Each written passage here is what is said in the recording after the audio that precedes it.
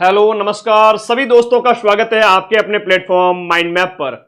RS भर्ती 2023 972 पदों के लिए यहां पर अंतिम रिजल्ट आया है, लेकिन इसमें जिन्होंने इंटरव्यू दिया था 2100 प्लस कैंडिडेट, उन सभी की रैंक आई है। जैसा कि हर एग्जाम में होता है, इसमें रैंक कैटेगरी के अकॉर्डिंग जो भी सेफ रहेंगे वो सिलेक्ट माने जाएंगे। उसके बाद वाले इन सब की रैंकिंग तो आई है, लेकिन सभी का सिलेक्शन फाइनली नहीं होगा, 972 का ही होगा। तो 972 पदों पर यहां पर फाइनल सिलेक्शन हुआ है। तो बच्चे कह रहे हैं कि 3 जने अजमेर से हैं। बिल्कुल, मैं नाम भी बता देता हूं, टॉपर्स डिजर्व करते हैं, अजमेर के ही हैं।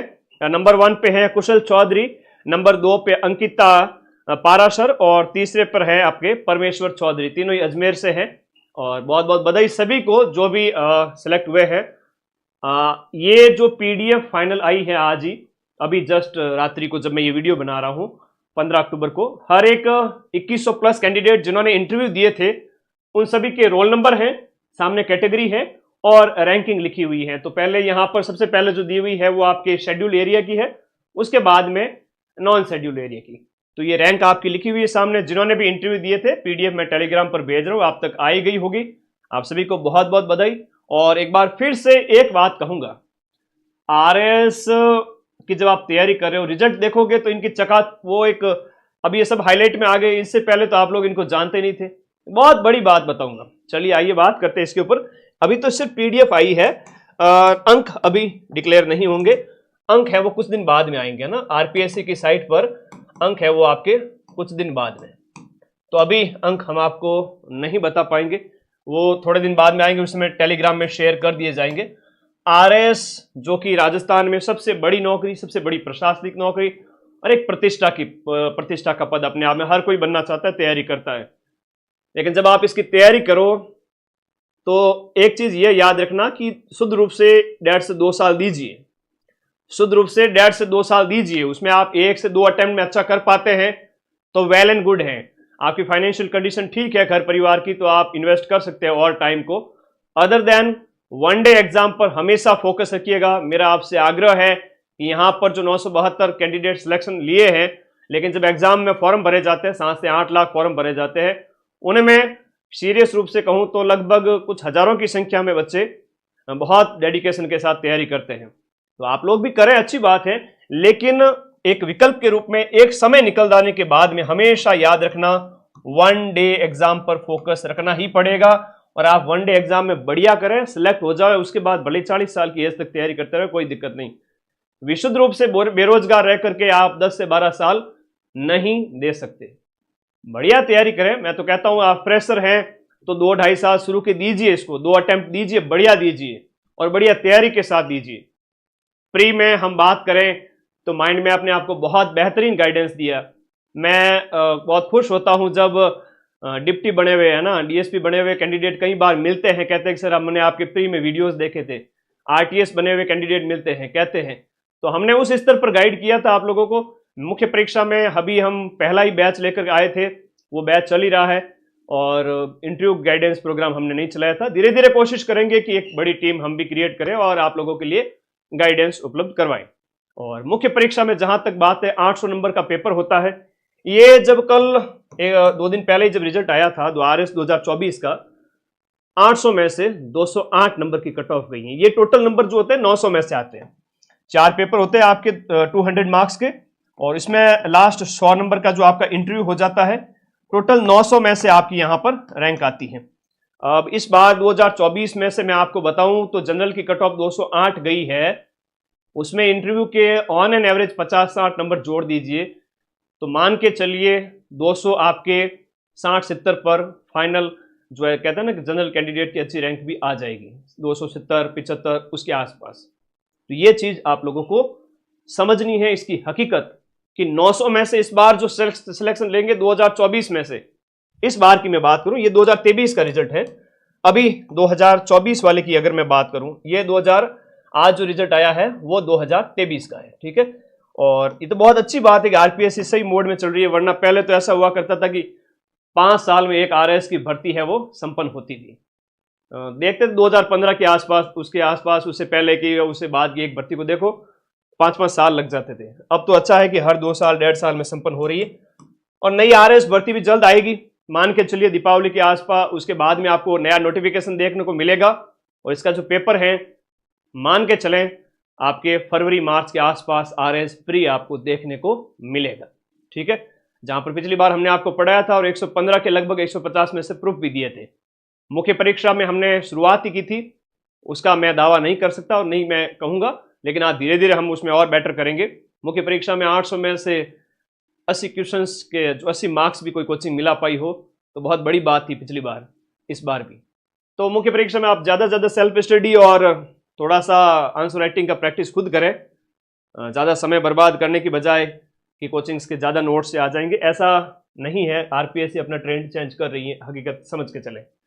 2024 की आरपीएससी की बात करूं, 900 में से जनरल वर्ग का जो कैंडिडेट सिलेक्ट होगा वो आपका 300 से भी नीचे रहेगा, है ना, 300 से भी कम इंटरव्यू मिला करके। ये है आरपीएससी का वर्तमान ट्रेंड, जहां पर कैंडिडेट है वो आपके 33% से भी कम में सिलेक्ट होगा। ये सबसे लोवेस्ट, सबसे कम कट ऑफ 2024 वाली गई है। अभी इसके इंटरव्यू तो होंगे, और ये जो अभी रिजल्ट आया इसमें थोड़ी सी कट ऑफ अच्छी गई थी, तो इसमें भी मान के चलिए 300 प्लस ही रहेंगे, उससे आसपास ही। आफ्टर इंटरव्यू जब मार्क्स डिक्लेयर होंगे तब हम आपको बताएंगे। आपके कोई डाउट हैं तो बताएं। और सिलेक्टेड सभी कैंडिडेट को बहुत बहुत बधाई, बहुत बहुत शुभकामनाएं। टॉप रैंक जिनकी रही है वो पोस्ट प्रेफरेंस के बेस पे अपनी पोस्ट सेलेक्ट करेंगे, ज़्यादातर अमूमन एसडीएम ही लेंगे। उसके बाद वाले जो है डिप्टी बनेंगे तो आपके आरपीएस बनेंगे, और उसके बाद वाले अपनी रैंक के अकॉर्डिंग फिर वो आरटीएस, ये भी अच्छी पोस्ट हैं उसमें। और उसके बाद में मैं बात करूं आरएसीएस, अकाउंट सर्विस वगैरह, और मान के चलें कि 300 350 के बाद में रैंक में अधीनस्थ सेवाएं स्टार्ट हो जाती है। अधीनस्थ की जो सेवाएं होती हैं, हालांकि आप अच्छी बात है आरएस में सेलेक्ट हुए, जैसे आईएएस में होता है ना, वैसे आईएएस में भी टॉप आईएएस की सर्विस है। उसके बाद में आपकी जो आईपीएस है, उसके बाद आईआरएस वगैरह है, आईएएस के समतुल्य हम बात करें आईएफएस, भारतीय विदेश सेवा। उसके बाद की जो सेवाएं हैं नौकरी में तो गिनी जाएगी कि देखो आईएएस में सेलेक्ट हुआ, या यहाँ पर हम अधीनस्थ में बात करें कि आरएस में सेलेक्ट हुए कैंडिडेट, लेकिन वो संतोष, वो सुख नहीं मिल पाता कि भाई वो प्रतिष्ठा जो आप चाहते हैं, तो उसके लिए वो कैंडिडेट बार बार पेपर देते हैं, है ना। तो ये भी होता है इस फील्ड के अंदर, सच्चाई बता देता हूँ। रैंक इंप्रूव करने के लिए 400 500 भी कोई कैंडिडेट बैठा है तो बार बार पेपर देते हैं। तो एक लंबी जर्नी रहती है, और आप शुद्ध रूप से 1 से 2 अटेम्प्ट दीजिए। और आपकी फाइनेंशियल कंडीशन अगर ठीक नहीं है तो मैं फिर से कहूंगा आप लोग वनडे एग्जाम पर फोकस करते हुए आरएस की तैयारी करें।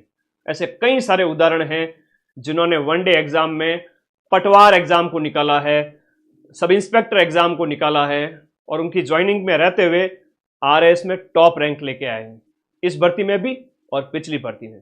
ऐसे बहुत सारे कैंडिडेट को मैं जानता हूं। तो प्लीज समय बर्बाद ना करें, माता पिता का जो धन है वो बर्बाद ना करें कि इस अंधी दौड़ में। लेकिन तैयारी करनी है, शुरुआती जो 1-2 साल हैं दीजिए, बढ़िया तरीके से दीजिए। फोकस प्री के जितने भी सब्जेक्ट है, India GK, Rajasthan GK, math, reasoning, current affair, science tag, इससे आपका प्री हो ही जाता है। मैं एक बड़ी बात बताऊं तो आरएस प्री के अंदर जैसे इंडिया जीके के लिए आप ये किताब पढ़ लेते हो तो भी सफिशिएंट है। राजस्थान जीके के लिए बात करें तो रामबाण बुक अच्छे से पढ़ के चले जाते हो, और साल भर पढ़ो अच्छे से, ताकि उनके बेस पे आप बहुत बढ़िया तैयारी कर सको अदर एग्जाम की। पटवारी बनो, ग्राम विकास अधिकारी बनो, लेकिन वो लंबी लंबी कोचिंग्स वगैरह उनके पीछे समय बर्बाद न करें, केवल आरएस के पीछे। जब आपको समय ज़्यादा हो जाए अब प्लीज़ स्विच करें। बहुत सारी चीज़ें होती है, ये वास्तविकता और कई सारी चीज़ें आप लोग अभी से पहचान के चलें, है ना। कई बार होता है ग्लैमर की दुनिया बन जाती है, आरएस में कोई कैंडिडेट सिलेक्ट होता है, लेकिन उसके पीछे के संघर्ष को भी देखो, उसने कितने साल पढ़ा है। जितने भी सिलेक्ट हुए उनमें से मैक्सिमम का आप देखोगे कि यहाँ पर 5 साल से ज़्यादा का ही टाइम लगा है, ठीक है। तो समय दीजिए, आपका भी इसमें जो होता है ना एक पैशन, इस सर्विस के प्रति अगर आपका पैशन है, अंधा प्यार जो कहता है ना, एकदम जुनून, तो आप निश्चित रूप से आप भी इस पोस्ट पर आ जाओगे। तो बहुत बहुत बधाई जो भी कैंडिडेट सेलेक्ट हुए हैं। आरएस प्री के लिए भी अभी से तैयारी करें। 2026 में शुरुआती महीनों में आरएस प्री होगा, और आपके इसी माइंड मैप प्लेटफॉर्म से जिस तरह से पिछली बार 115 के लगभग हमने क्वेश्चन मिलाए थे, इस बार उससे भी ज़्यादा मिलाएंगे, कट ऑफ पार करवाएंगे, ठीक है। और उस प्री के बेस पे आप अदर एग्जाम में सिलेक्शन ले लोगे, और उस कॉन्फिडेंस के बेस पे आप आगे आरएस में भी बढ़िया कर लोगे। अभी आप लोग कर रहे हैं सर अंक कितने हैं क्या हैं वो नहीं बता पाएंगे, अभी सिर्फ रैंक है। यहाँ पर जैसे ये रोल नंबर दिया हुआ है, कैटेगरी दी हुई है, सामने रैंक दी हुई है। अब इस रैंक में भी जरूरी नहीं है कि देखो जरूरी नहीं है कि यहाँ पर जैसे 500-600 वाला भी सिलेक्ट हो। जैसे हो सकता है कि जनरल वाला कोई कैंडिडेट है तो वो 500-600 पे उसके चांस नहीं है, 500 प्लस या 600 प्लस पे आ गया तो उसके चांस नहीं है। अदर कैटेगरी है जैसे ईडब्ल्यूएस है, एससी है, एसटी है, और उस कैटेगरी के अंदर वो 1149 जैसे लिखा हुआ है तो वो सिलेक्ट हो जाएंगे, है ना। अलग अलग कैटेगरी के अंदर एसडीएम की जो पोस्ट है वो आपके पीछे वाली रैंक वाले को भी मिल जाएगी, और जरूरी नहीं है कि वो मतलब जनरल वाले की टॉप अगर 300, 400, 500 में भी आया है, 300 से 500, तो उसमें भी उसको एसडीएम नहीं मिल पाएगा। और अदर कैटेगरी जिनमें जो उनकी पोस्ट रिजर्व है उनमें ज़्यादा रैंक अगर 500 से 1000 के बीच में भी है और वो अदर कैटेगरी से बिलोंग करता है तो भी वो एसडीएम में आ जाएगा या आ जाएगी। ठीक है, सभी को बहुत बहुत शुभकामनाएं। एक इन्फॉर्मेशन जो आप लंबे समय से कल से वेट कर रहे थे, तो आज एक लाइव हो गया आप सभी के लिए। मिलते हैं बहुत जल्द नए सेशन के साथ में। और आरएस 2025 जो अभी भर्ती आएगी 2026 में संपन्न होगी, इसके अंक हैं वो कुछ दिन बाद में आरपीएससी की साइट पर डिक्लेयर होंगे। धन्यवाद, शुभकामनाएं, और पढ़ते रहें, मस्त रहें। जुनून रहा तो एक दिन आपके जीवन में भी ये लम्हा जरूर आएगा। लेकिन फिर से कह रहा हूं, हमेशा वनडे एग्जाम पर फोकस करते हुए आगे बढ़ें। धन्यवाद, शुभकामनाएं।